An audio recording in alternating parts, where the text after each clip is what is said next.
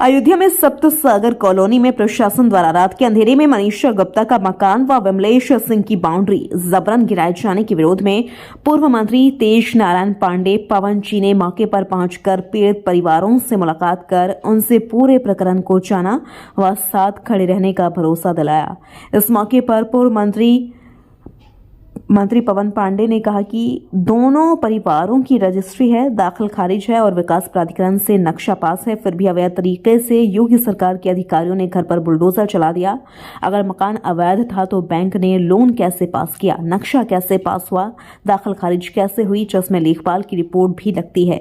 मेरी सरकार से मांग है कि दोषी अधिकारियों पर कार्रवाई की जाए व पीड़ित परिवारों को उसके मकान की पूरी लागत दी जाए। पूर्व मंत्री पवन पांडे ने कहा कि समाजवादी पार्टी पीड़ित परिवारों के साथ खड़ी है और उनकी पूरी लड़ाई लड़ेगी। इस मौके पर महानगर महासचिव हामिद जाफर, प्रदेश सचिव राजू यादव, व्यापार सभा जिलाध्यक्ष नंदू गुप्ता, जय मिश्रा इत्यादि लोग मौजूद रहे। अयोध्या से धर्मेंद्र कुमार सिंह की रिपोर्ट। मकान मेरा 3 महीने से बन रहा था सप्त सागर में। जो हमने काम लिया था मनीषा गुप्ता के नाम से था मेरा। क्या नाम है आपका? राजू पांडे नाम था मेरा। अच्छा, तो कितने दिन से आप काम कर रहे हैं? किन किन चीजों का काम किया? क्या काम के दौरान कोई ऐसा व्यक्ति रोकने के लिए आया कि आप गलत काम कर रहे हैं? काम के दौरान कोई रोकने नहीं आया था। अच्छा, काम लगातार चल रहा था और लिंटर पड़े अभी 3-4 दिन 5 दिन हुआ था और कल रात में ये तोड़ दिया गया है, जिसके कारण मेरा 5 से 6 लाख रुपए का शटरिंग का नुकसान हुआ है। अच्छा, तो उसको लेकर के आप भी आगे कहीं जाएंगे? जी सर। ठीक ठीक। मामला है पूरा भैया जो नहीं है, बहुत परेशान है, हमारा बच्चा बर्बाद हो गया। हम कुछ कह नहीं सकते हैं, हम कुछ कह नहीं सकते। बिना आदेश के, बिना कोई नोटिस के हमारा मकान गिरा दिया गया। भैया हमारा बेटा क्या करे, आप बताइए हम क्या करें? हम इसके लिए जो नहीं कौन कदम उठाए, हम इसका कदम उठाएंगे। जो हमारा जो नहीं गिरा के गया है, कोई नोटिस नहीं दिया गया भैया। अचानक बुलडोजर लाके मेरे मकान को गिरा दिए लगभग भैया 6:30 बजे 6 बजे। इसका अंधेरे में कोई गिरा दे तो कितना कष्ट की बात है भैया, ये बताइए।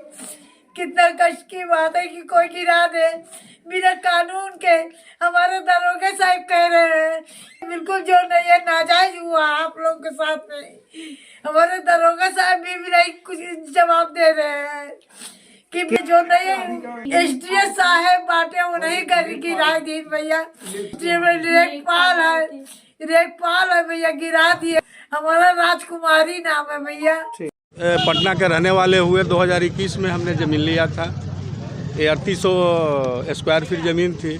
किससे लिया था? ये हम पुरुषोत्तमाचार्य जी, मौर्या साहब और एक आदमी और थे, तीनों से बैनामा लिए थे 2021 में। कार्रवाई कैसे हुई? कल हुई क्या कि करीब हम महीनों दिन से यहाँ बाउंड्री वाल वगैरह कर रहे थे। 7 फीट हमारी बाउंड्री उड़ चुकी थी। शाम में जो है कि नहीं, एक आदमी आते हैं, बोलते हैं कि आप काम को बंद कर दीजिए। हुआ कि भाई वजह क्या है, सो हम बंद कर दें। तो ये आप गैरकानूनी काम कर रहे हैं। हमके लिए उसको समझाया जाए कैसे गैरकानूनी कर रहे हैं। उन्होंने पेपर मांगा, मैंने पेपर दिया। पेपर उन्होंने देखा। मैं विकास प्राधिकरण से नक्शा पास करवाया हूँ, नगर निगम से एनओसी मैं लिया हूँ। ये सब सारी बातें मैंने सितंबर 2024 में किया हूँ। 2024 में हमारी नक्शा पास हुई है।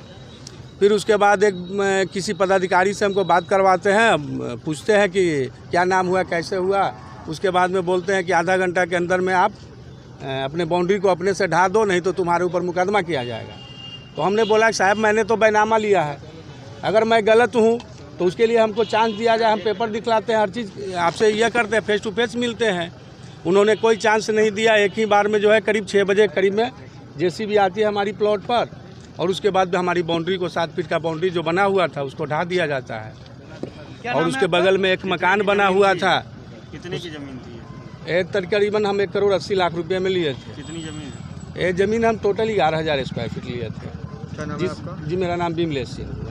कहाँ के रहने वाले? हम बिहार पटना से हैं। एप्लीकेशन हुई थी कि लगभग 20 लाख रुपए की लोन। बैंक जो भी लोन देता है ना उसको लीगली वेरीफाई करके ही देता है। इनका जो 30 साल का हम लोग सर्च रिपोर्ट निकालते हैं as per hour bank policy, तो उसमें 30 साल के रिकॉर्ड में कहीं भी तालाब का जिक्र नहीं पाया गया। हमारे जो एडवोकेट है उनसे भी बात हुई है, तो बोल रहे हैं कि 30 साल के सर्च के हिसाब से तो लीगली पेपर फिट हैं। दूसरी बात क्या है कि हम लोग एडीए का ये देखते हैं कि क्या नाम नक्शा, तो नक्शा भी वेरीफाई कराया है। नक्शा एडीए ने ही पास किया, दाखिल खारिज भी है। तो लीगली सारे पेपर जो है ना बैंक को जो भी इन्होंने उपलब्ध कराए थे वो पूरी तरीके से सही है, उसमें कोई मतलब आपत्ति करने योग्य नहीं है। इसी के आधार पर बैंक ने इनको 20 लाख रुपया का लोन दिया था। तो अब तो जो है जो संबंधित एसडीएम है उन्होंने का पता है कि तालाब है, उसके बाद घर गिरा दिया, इस पर क्या ये उसके पूर्व की बात हो सकती है, लेकिन जिस हिसाब से मतलब हम लोगों ने लोन में सर्च निकाला है, रिपोर्ट निकाली, तो उसमें तो कहीं इसका उल्लेख नहीं आया है। तो सर्च रिपोर्ट के हिसाब से माने तो जो हुआ वो गलत है। सर्च रिपोर्ट के हिसाब से पूरी तरीके से अभी उसका क्या है कि हम लोग भी जांच कर रहे हैं अपने लीगल पेपर में, लेकिन प्राइमा फेसी तो लग रहा है कि लीगल ही है। उसमें क्या नाम हम लोगों ने जो भी लोन दिया है ना वो सारा चेक करके ही दिया है, कोई दिक्कत नहीं उसमें। क्या नाम है आपका? अंशुल दुबे। आपने किन के नाम से लोन पास किया था, उनका कुछ नाम पता? मनीषा गुप्ता और संतोष कुमार गुप्ता के नाम से पास हुआ था। 20 लाख रुपए। ठीक। इसकी और कोर्ट से बाकायदा कचहरी से हमारी लिखा पड़ी हुई थी, दाखिल खारिज हुआ हमारा, और हमने इसका नक्शा भी पास करवाया, इस पर हमने लोन भी करवाया, सारा सब कुछ हमने लीगल प्रोसेस की। इसमें जो भी करनी चाहिए एक आम आदमी को घर बनवाने से पहले हमने सब कुछ वो सब किया।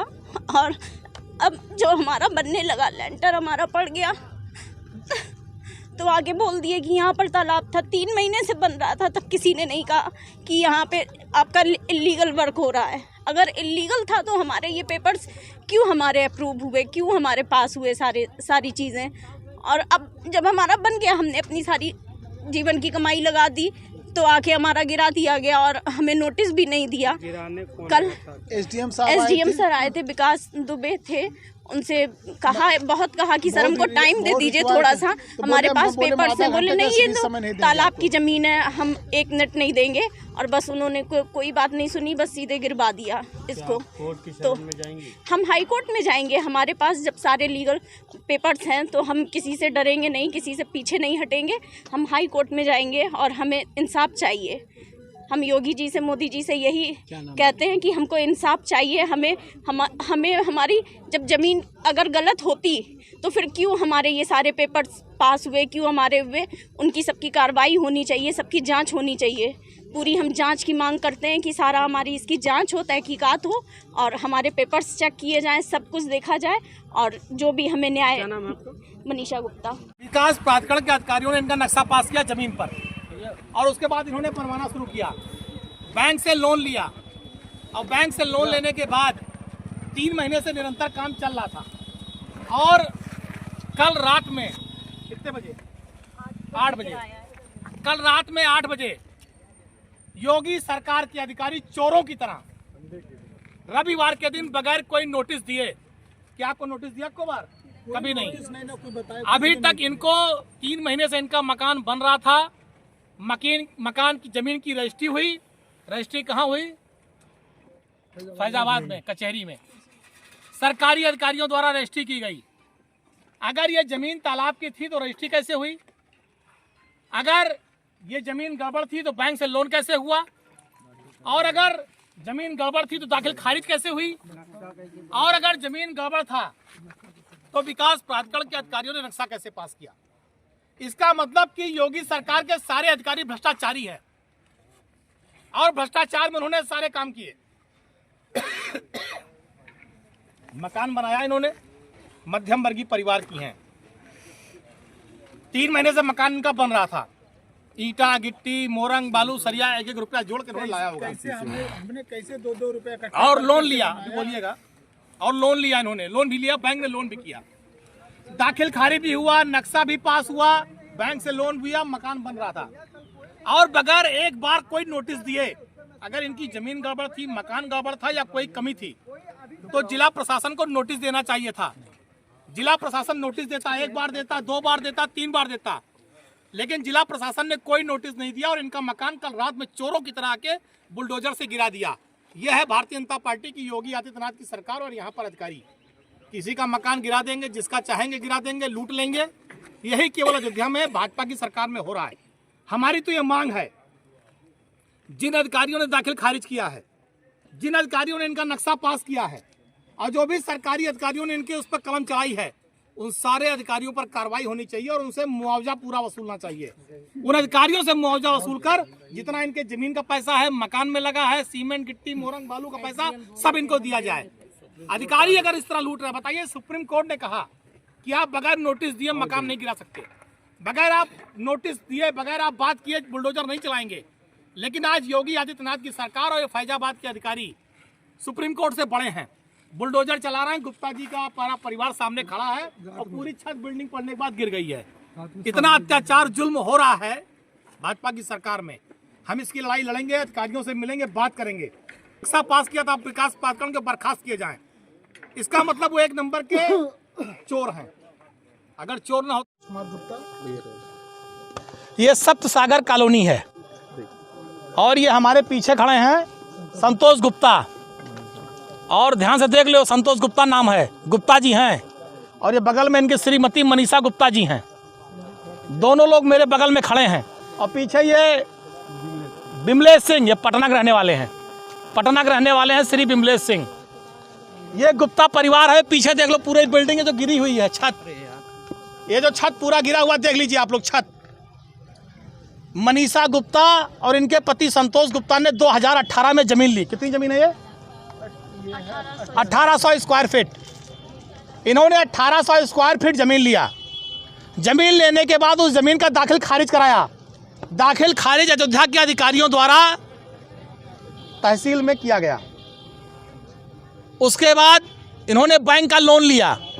बैंक मैनेजर द्वारा बैंक का लोन लिया गया और बैंक मैनेजर का कहना है कि हमने यहाँ पर जांच किया है, 30 वर्षों के पहले यहाँ कोई तालाब था ही नहीं, ऐसा बैंक मैनेजर ने बयान दिया है।